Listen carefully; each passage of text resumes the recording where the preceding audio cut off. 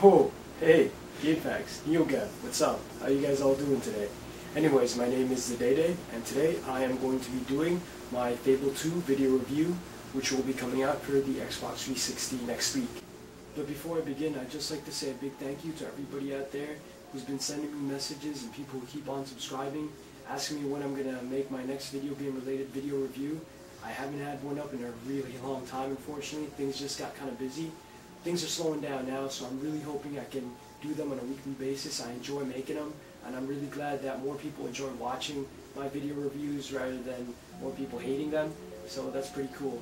So anyways, without further delay, my Fable 2 video review.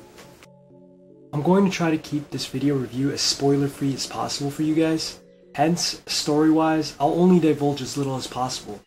The setting is set years after Fable 1. As most of you already know, based on previews and whatnot, at this time, heroes no longer exist and the people have stopped believing in magic, aka willpower in Fable lore. If Fable lore was the medieval times, then this is probably more like the Renaissance times.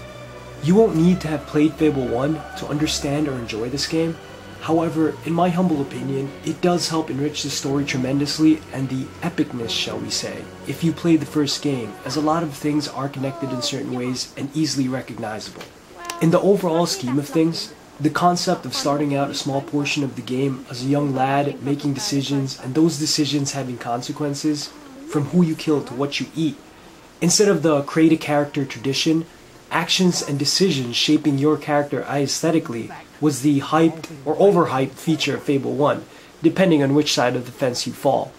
In the overall scheme of things, in that sense, it is very similar to Fable 1. All of that stuff is there.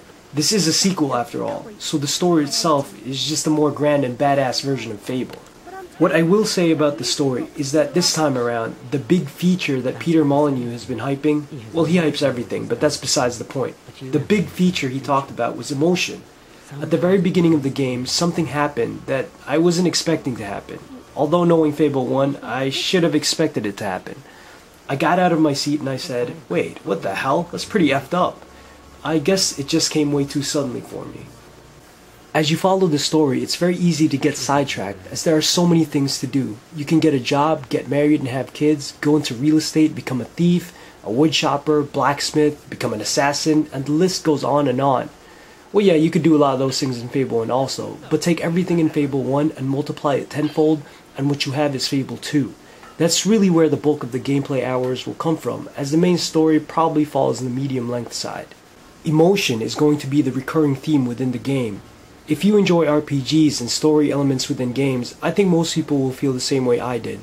It really gives you purpose, something which I haven't felt since Chrono Trigger, and that's saying a lot since that is my all-time favorite RPG, next to Seiken Densetsu 3. It's not Sephiroth level, but I would say it's up there. When you can make the player develop an emotion like hate and love for digitized characters, that's when you know the developers are headed in the right direction.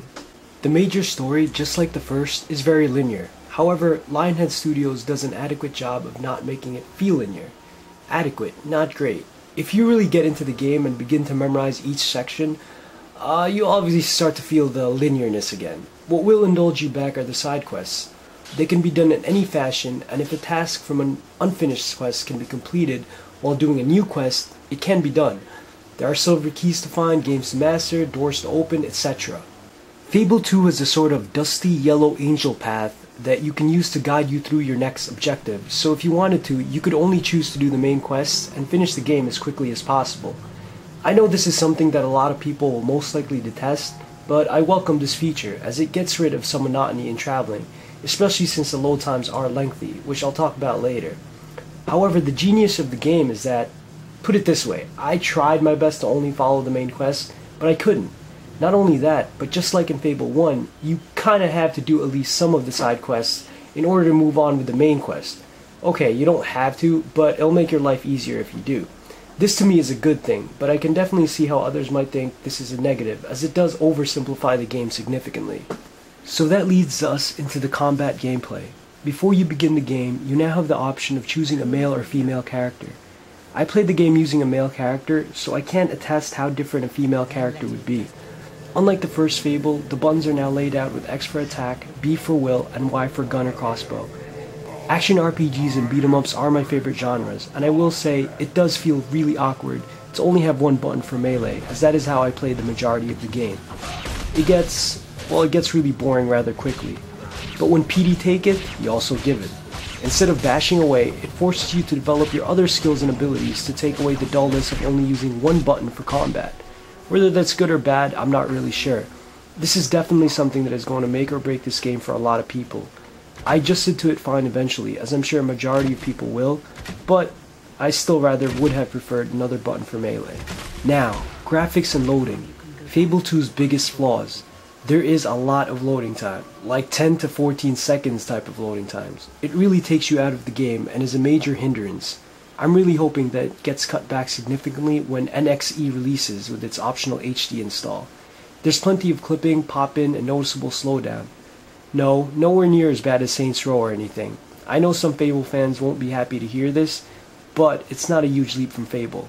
I wouldn't be surprised if people start referring to the game as Fable HD. However, there's a certain landscapes that I encountered and I just thought, damn, that's really beautiful. And a lot of the enemies and townspeople do become repetitive after a while.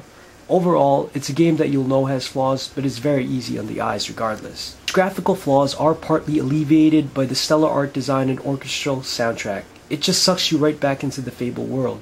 The British accent, the sound of swords clanging, and just the overall theme has its very unique charm and appeal. To sum it all up, just like its predecessor, this is an awesome game with many flaws. Ultimately, the positives will significantly outweigh those flaws. You're either going to hate it or love it.